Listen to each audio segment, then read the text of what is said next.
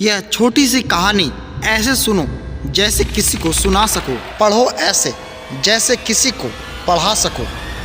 दोस्तों, मेरा नाम फुकरान है। मैं 25 साल का हूँ। मैं जो आपको कहानी बताने जा रहा हूँ वो मेरे साथ घटी एक सच्ची घटना है। तो दोस्तों, मैं कहने पर आता हूँ, मेरी शादी होकर कुछ दिन हो गए हैं। तो हम बड़े घर की ज़रूरत थी क्योंकि मेरे छोटे भाई की शादी होने वाली थी। तो हमने एक एजेंट को बोला तो उसने एक घर बताया कि वो मेरे घर पर मेरे परिवार के लिए बहुत सही थे। मुझे वो घर पसंद आ गया और मैंने जल्दबाजी में एडवांस भी दे दिया और हम सब उस घर में जल्दी ही शिफ्ट हो गए। पहले दिन मेरी वाइफ कुछ सामान साफ कर रही थी तो अचानक उसके सामने से कोई औरत गुजरी।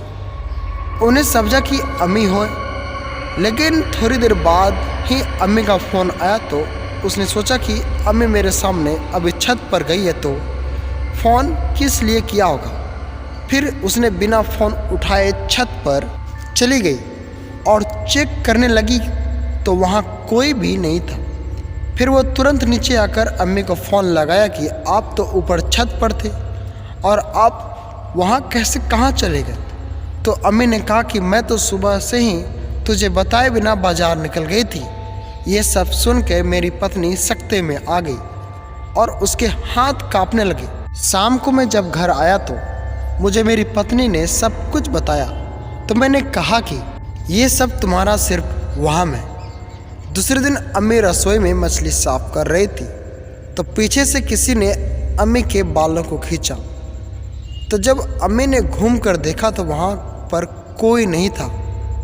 अम्मी भी बुरी तरह घबरा गई, लेकिन उन्होंने मुझे कुछ नहीं बताया। तीसरे दिन मेरी पत्नी को माँ का फ़ोन आया कि उसके पिताजी की तबीयत खराब है तो मेरा जाना नहीं हो सका।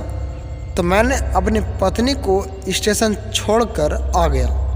रात को जब अपने बेडरूम में सो रहा था तो मुझे नींद नहीं आ रही थी। जब मैं उठने लगा तो मैं उठ नहीं पाया, जैसे किसी रूहानी ताकत ने मुझे रोक रखा हो। फिर थोड़ी देर बाद मैं उठ पाया। उस दिन अंतिम बार उस घर पर सोया था। ऐसे ही वीडियोस देखने के लिए चैनल को सब्सक्राइब करके बेल आइकन जरूर दबाएं।